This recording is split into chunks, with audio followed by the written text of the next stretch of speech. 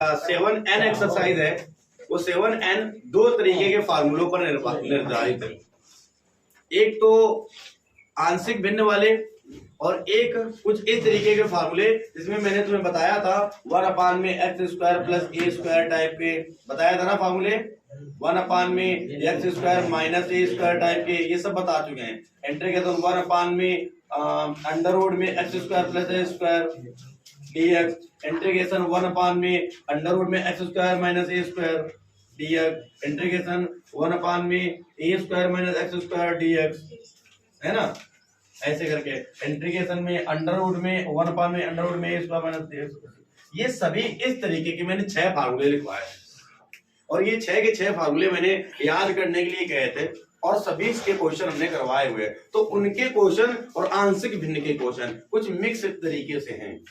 हम दोनों तरीके से, क्योंकि ये दोनों एक जैसे क्वेश्चन होते हैं इसलिए दोनों ही फार्मूलों से लग जाते हैं। तो चलो देखते हैं आंशिक भिन्न क्या होती है।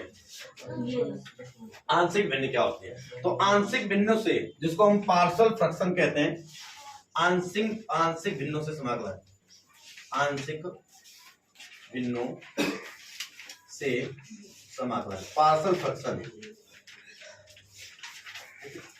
तो आंशिक भिन्नों से समाकलन कब करते हैं और कैसे करते हैं? आंशिक भिन्न के समाकलन में कुछ ऐसी प्रॉपर्टीज हैं जो हमें फॉलो करनी पड़ेगी। जैसे इंटीग्रेशन है, ऊपर अंश होगा क्योंकि सिंपल सी बात है, भिन्न आ रहा है तो भिन्न होंगे इसमें, और नीचे हर होगा। ध्यान रहे कि जो अंश की घात है वो छोटी होनी चाहिए हर की घात से। जो अंश की घात है, ऐसे लिख लो, जो अंश की घात है वो हमेशा छोटी होनी चाहिए हर की घात से, हर की घात। अगर छोटी नहीं है तो, अगर छोटी नहीं है तो क्या करेंगे? फिर हम हर से अंश में भाग करेंगे और फिर वहां से घात को छोटी करेंगे। बराबर भी नहीं होनी चाहिए, ना बराबर हो और ना ही अंश की घात जो है हर की घात से ना बराबर और ना बड़ी हो। अंश की घात ना तो बड़ी होनी चाहिए ना ही बराबर होनी चाहिए, ध्यान रहे छोटी होनी चाहिए। पहला इंपॉर्टेंट। दूसरा आंशिक भिन्न को लिए दूसरा पॉइंट है, पहला पॉइंट था। सेकेंड जो पॉइंट है वो ये है कि इसके जो हर है, हर वो रैखिक समीकरण के रूप में हो। क्या द्विघात समीकरण के रूप में हो सकते हैं? हो सकते हैं, लेकिन अलग अलग रूल है। मान लिया अगर हमारे पास एक ऐसा क्वेश्चन है जिसमें हमारे पास 1 में x प्लस ए है और x प्लस बी है। देखो यहां पर क्या है, ये दोनों ब्रैकेट रैखिक है। रैखिक मतलब इनमें घात नहीं लगी है कोई। रैखिक समीकरण उसे कहते हैं, रैखिक बहुपद उन्हें कहते हैं जिनमें केवल एक घात हो। x के ऊपर भी एक घात है और a के ऊपर एक घात है। हमें x की घात देखनी, a की घात नहीं देखनी, वो देखा जाएगा क्वेश्चन होगा। तो ऐसे क्वेश्चनों को हम चेंज करते हैं। कैसे चेंज करते हैं? पहला वाला जो ब्रैकेट है वो a के अपान में कर लेते हैं और प्लस में जो दूसरा वाला ब्रैकेट है उसको b के अपान में कर लेते हैं और उसके बाद समाकलन कर देते हैं। ठीक है।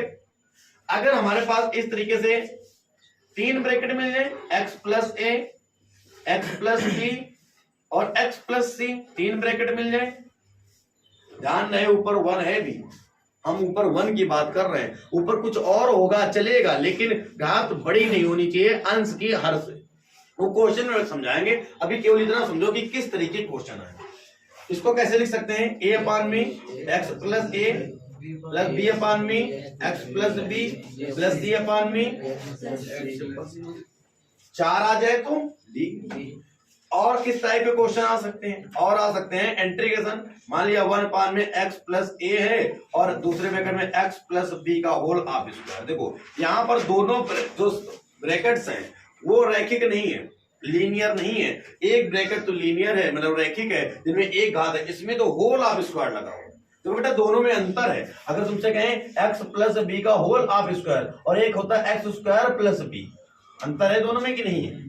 तो अगर एक में होल स्क्वायर लगा हुआ है और एक रैखिक है, लीनियर है, तो इसको कैसे चेंज करेंगे? इसको चेंज करेंगे a अपान में x प्लस ए। पहला जो रैखिक बहुपद है, जो रैखिक ब्रैकेट है, उसको a के अपान में, प्लस जो दूसरा वाला है जिसके ऊपर स्क्वायर लगा हुआ है उसको b के अपान में, लेकिन स्क्वायर नहीं लिखना। फिर उसके बाद प्लस में c के अपान में, अब स्क्वायर भी लिख देना है। मतलब देखो समझ में आया होगा, पहला वाला जो ब्रैकेट है वो ए के अपान बटे में, दूसरा वाला ब्रैकेट है जिसमें स्क्वायर लगा हुआ है उसको हमने बी के बटे में लिखा लेकिन स्क्वायर को नहीं लिखा। तीसरी बार जब लिखेंगे सी के बटे में तो वहां पर हम स्क्वायर भी लिख देंगे। तो अगला रूप क्या हो सकता है, अगला रूप इस तरीके से क्वेश्चन आ सकता है एक्स प्लस ए और एक्स स्क्वायर प्लस बी। देखो बेटा यहां पर क्या हो गया, यहां पर इसमें तो रैखिक है, ये द्विघात है, यहां पर ये होल स्क्वायर लगा था, यहां पर स्क्वायर अंदर है ब्रैकेट के। देखो इन दोनों में डिफरेंस मैंने बताया था, तो ये एक्स स्क्वायर प्लस बी इस बार दे दिया आपने। ऐसे क्वेश्चनों को कैसे करें, इसको भी तो चेंज करना पड़ेगा। तो ए के बटे में तो पहला ब्रैकेट रहेगा और प्लस जो दूसरा ब्रैकेट है जो ब्रैकेट के अंदर द्विघात बना हुआ है, द्विघात ऊपर, उसको हम चेंज करेंगे बी एक्स प्लस सी के अपान में करेंगे एक्स स्क्वायर प्लस, और उसके बाद समाकलन करेंगे। तो इतनी विधियां हैं, इन तरीके के इस तरीके जो क्वेश्चन होंगे उनको हम ऐसे पहले चेंज कर लेंगे, उसके बाद ही हम समाकलन कर सकते हैं। ठीक है, चलो इतना नोट कर लो।